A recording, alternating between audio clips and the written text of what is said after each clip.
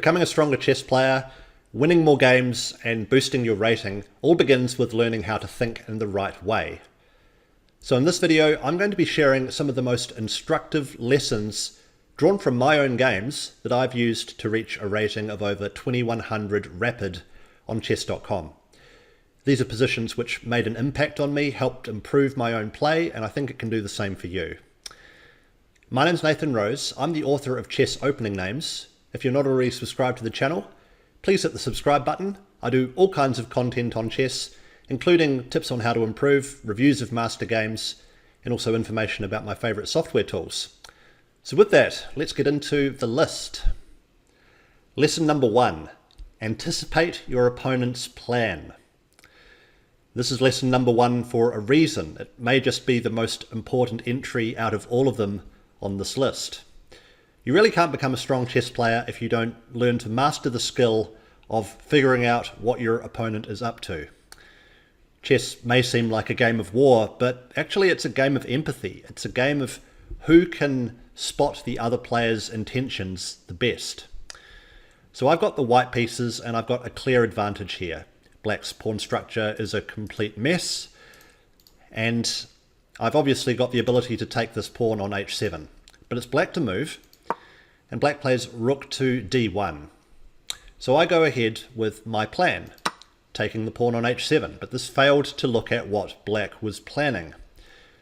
Black plays rook to a1, and now if you move this pawn to a square where it's defended, then after rook to a2, both the b2 pawn and the c2 pawn are under fire, and all of a sudden, just like that, all of white's advantage is gone. What I should have done instead was anticipate the plan, figuring out what's the idea behind rook d1, like what's the threat here, and played a4. Now if black does the same thing, attacking this pawn, well, you can defend it, and if you try and do the same thing as what happened in the game, the king can defend the pawn on c2, and you can capture this pawn on h7 next. Lesson number 2, improve your pieces, or if that's not possible, worsen enemy pieces. This position here made a big impact on me. It's from one of my own classical over-the-board games, Rose vs. Geimser 2023. Now, my worst piece here is clearly the light-squared bishop. It has absolutely no scope being stuck behind my own pawns. I'd love to move it to c2, but I can't do that because if I do, then the pawn on c4 is just lost. So the bishop on b3 can't move. So what to do? Well, the right plan here is actually to worsen black's most active piece, which is the queen. And this involves the hard to spot backwards move, bishop e1. It's hard to spot if you're not thinking in the right way. If you do think in the right way, if you understand what the priority is in the position, that you need to either improve your pieces or worsen enemy pieces, and that improving the bishop isn't possible, then you can start thinking about ways to do that. And that's how you might come up with an idea like bishop e1. Let's say that black plays another normal move. The idea is to bring the bishop around to f2, hitting the queen and asking it to retreat. I didn't find this plan in the game, and as a result, this bishop stayed bad, and black was eventually able to go on and win a nice positional victory. Lesson number 3, don't make captures which improve your opponent's pieces. I'm playing black here, and white plays c3, which is a very logical move. After all, my opponent doesn't want this strongly placed knight on d4 to remain where it is. I think a very common mistake that someone who's not so attuned to positional chess could make here is to capture on c3.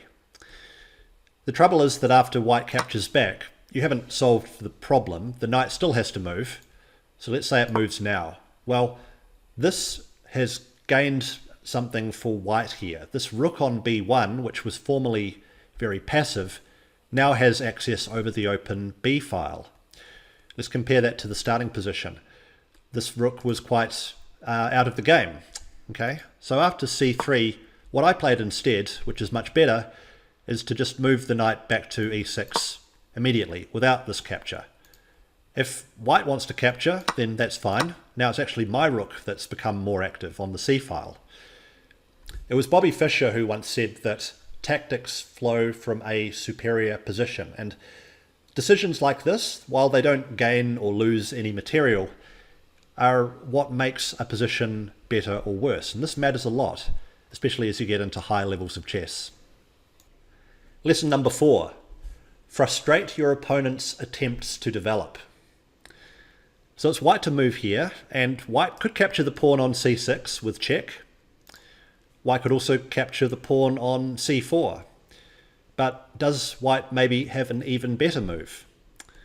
Well, the title of this lesson is a bit of a giveaway. Let's see, what does black want to do here? I think if you had the black pieces, clearly you'd just like to castle, right? So we can go back to the first lesson of this video to know what your opponent's plan is and react accordingly. Bishop a3. Bishop a3 cuts across black's plan to castle. There's actually no rush to capture these pawns on c6 and c4. They're so weak that they can be captured any time, but by keeping the black king in the middle, it's going to be very hard for black to play this. And it's actually very hard to even do anything about this bishop. If you notice the position, black's own dark squared bishop is already gone. So black's king is going to be stuck in an uncastled position. White, meanwhile, is going to be able to play, for example, bishop takes c4 and castle very quickly and launch an attack against the black king. So frustrating black's attempts to develop is much stronger than capturing material immediately. Lesson number 5. Control open files. Now this is a concept which you may have heard before in positional chess, but still I think it's useful to show an example of how this can play out in practice and what advantage dominating an open file can give you. So clearly in this position it's black who's controlling the only open file of the board, the c file, with the rook, the queen and the other rook all perfectly positioned. White meanwhile is consigned to complete passivity. Really, white just has to wait around for whatever black wants to do. White doesn't have an active plan, so black can start with rook to c3, targeting this pawn on a3. White has to defend that one with rook a2, and now with a well-timed series of exchanges, starting with rook c1 check, we're going to see that black is going to be able to infiltrate with the other rook onto c3 with devastating effect, and there's nothing that white can do to stop this. Let's say that black gets another move here. Okay, in comes rook to c3. If you try to defend with the king, that doesn't work because you can actually take on e3 anyway. Queen takes back and then you lose the rook. This is the sort of thing that a passive position leads to. For white, it all just falls apart. And black has won a pawn and should go on to win the game. And it all started in the starting position with dominance over the open file. Lesson number 6. Target the 7th rank. White has an overwhelming position here, being up several pawns and also being very active with the rook, the bishop and the queen. So black understandably tries to win back one of the pawns by capturing on e5. And what's the right continuation here for white? Well, it's not to capture the bishop, which would be an easy move to make if you were stuck in the mindset of, well, when you're ahead material, you should trade pieces. Rules of thumb like that are training wheels, and as you become a stronger chess player, you should learn when to disregard them, because back here, after capturing on e5, white has a much better move, which ends the game immediately. Queen to b7. Black can resign here because of the weak 7th rank. There's really no way to defend the pawn on h7. Well, no good way anyway. The engine's saying that black here should play bishop to g7, which of course is no good because you can just take it. But if black does anything else, like let's say takes the bishop, then it leads to checkmate this way, thanks to the weakness of the 7th rank. So watch out for this. If you can dominate the 7th rank, you can often win the game on the spot. Lesson number 7. explore every possible way to avoid going passive. This is from another of my over-the-board classical games, Hazi vs Rose 2024, and my opponent has just played rook to b1, attacking the pawn on b7. Now in the game I thought that I had no option but to play rook to b8, defending the pawn directly. This is not a move that I wanted to make, but it seemed like I had no other option. But this was just not creative enough. If we go back, after rook to b1, targeting the pawn on b7, I should have instead responded with active play of my own with g5. So now if white takes the pawn, then I can take back and create a threat on the pawn on g2. And if white instead captures this pawn, then I capture on f4. If white takes another pawn, then the same idea. Rook to g5 and the pawn on g2 is targeted. This is always the way that you want to play. If you can help it, never go passive. Always look for initiative, going forward. That's the way to play chess at a strong level. Lesson number 8. Do not allow the queens to be traded if your opponent has king safety trouble. In this game, I had the white pieces, and I've sacrificed a pawn to gain an attack. If you count the number of pawns on the board, black does have an extra pawn, but I think we can agree that black's king is looking a bit shaky there.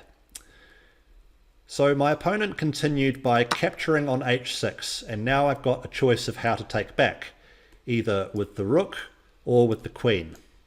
In the game, I took with the queen, which has an idea of coming into h8 with a devastating check, but it failed to see my opponent's next move.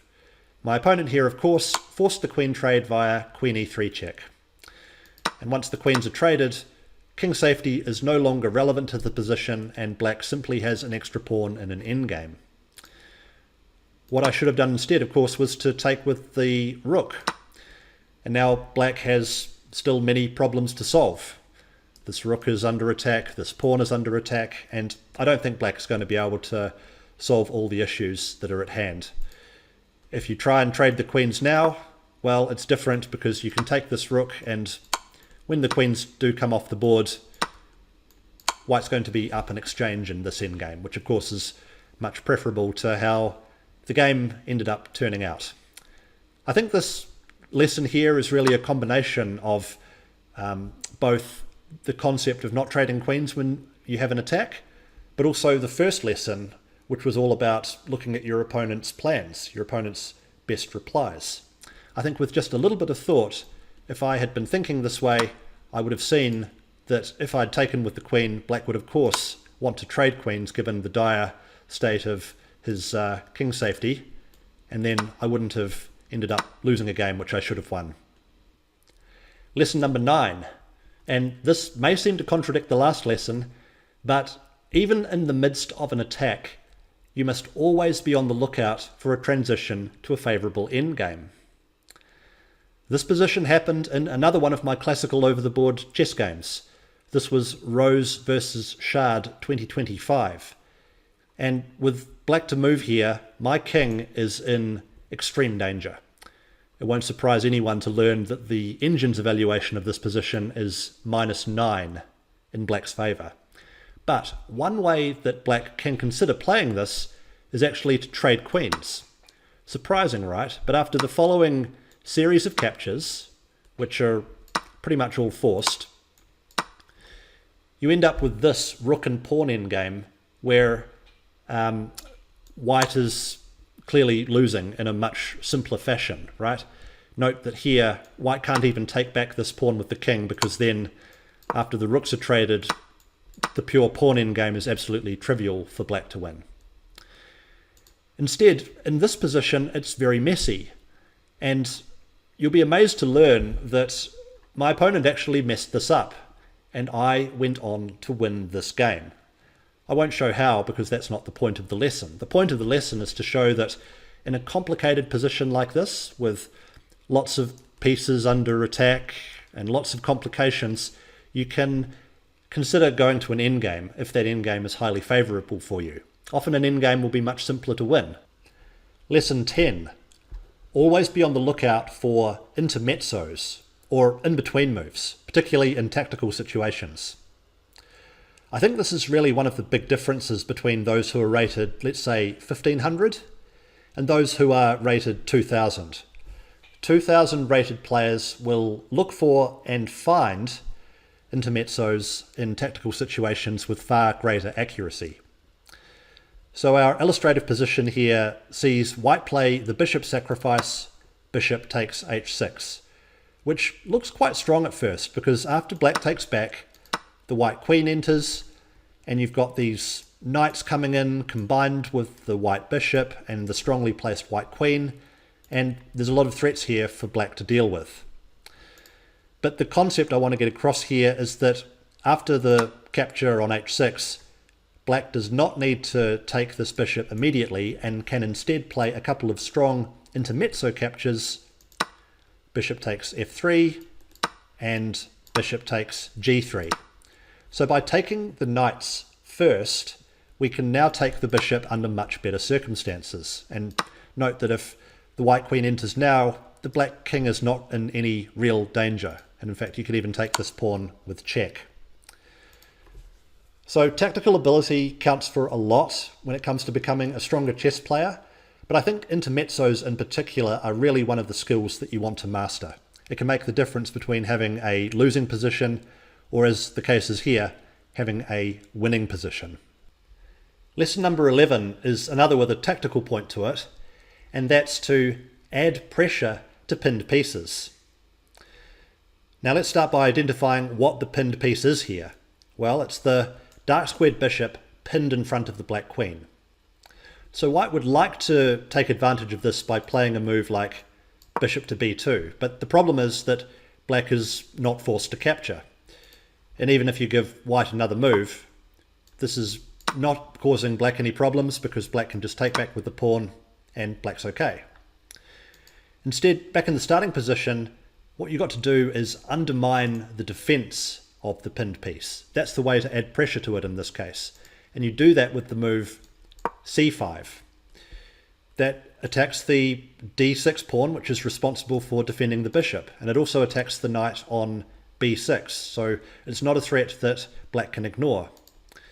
If you take the pawn, then you play bishop to b2, and now actually there's no defense.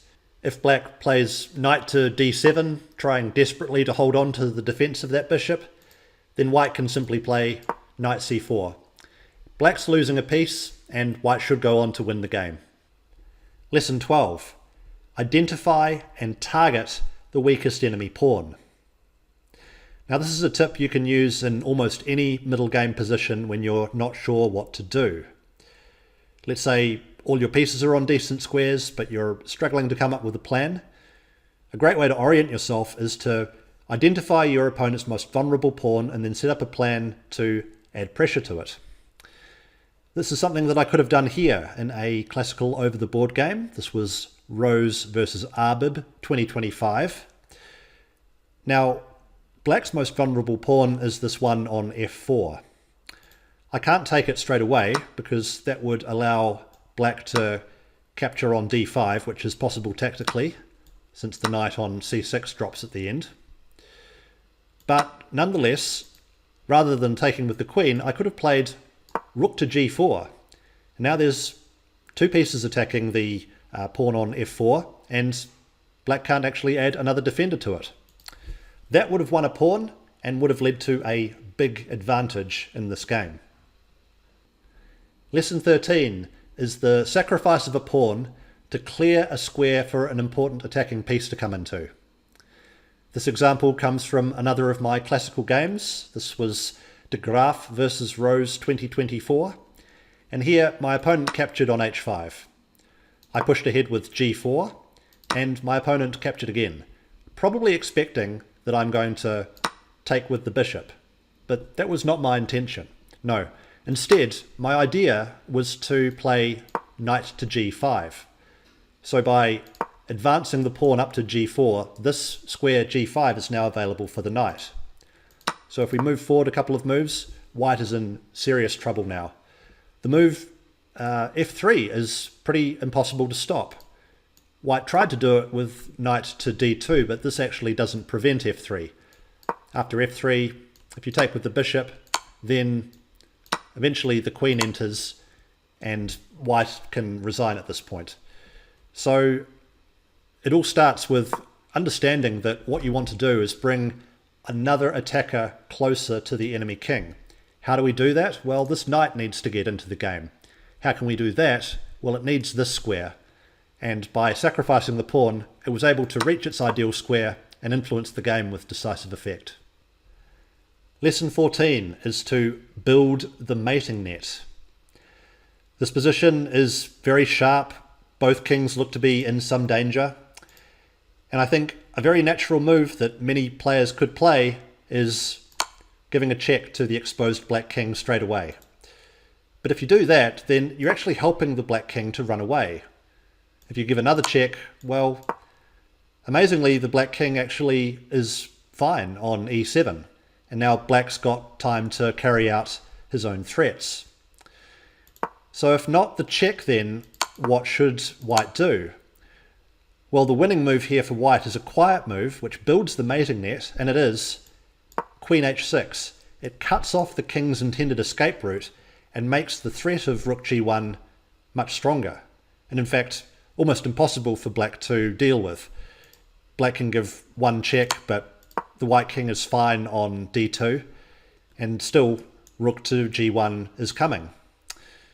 So often building the mating net can be stronger than giving an immediate check. This is so important when you're looking to finish off the enemy king. Lesson 15 is about the power of passed pawns, and in particular connected passed pawns. You may have heard of the power of passed pawns in the endgame, but in the middle game they can be extremely deadly as well. This position comes from Rose versus von Durkheim 2024. I've got white, and I play the move a5. It's an offer of a pawn sacrifice, and if black were to take it, then my follow-up would be c5. And these three connected passed pawns are going to be like a steamroller into the heart of black's position. The position is equal by material, but the computer's evaluation is +5 in white's favour. And I can believe it. These pawns are going to keep marching up the board, and pretty soon black's going to have no choice but to give up material. The final lesson is calculation over everything. One of the beautiful things about chess is that sometimes appearances and reality can be at odds with one another. So even if a move looks wrong, even if a move looks scary or ugly, if it works, then that's all that matters. I had this position in Popajuk versus Rose 2023, and my choice was to trade the rooks. We traded the queens as well, and we got this rook endgame, which objectively should be a draw. Instead, I could have played rook d to a5, which looks very frightening because it allows the rook on the d file to come in with check, and the other rook's controlling the h file, and from appearances it looks like the black king must be in some danger, right? Well, actually, no, that's not right. With the move king f6, black's king is okay for the moment. If white was given a few more moves, then I would agree. Black's king would be getting into serious danger. But in the meantime, black's got a threat of its own. Rook to a1, mate. And the only way that white can actually stop this is by giving up the queen, which of course is tantamount to resigning. So when you see a position which looks like it shouldn't work, ask yourself a second time. Maybe it does, and maybe then you'll be able to find a surprising move like I could have found in this game. I hope you found those lessons to be helpful, and more importantly, I hope you can use them to win some more of your games. When you're reviewing games of your own, be on the lookout for moments like these, moments which are instructive and which you'd like to keep in mind for later. If you've enjoyed this video, please show your appreciation by dropping a like down below. Subscribe to my channel if you'd like more videos like this one, and do drop a comment down below as well. What was your favourite piece of advice? I'd love to hear from you. Until next time then, I'm Nathan Rose. Thanks for watching. Bye for now.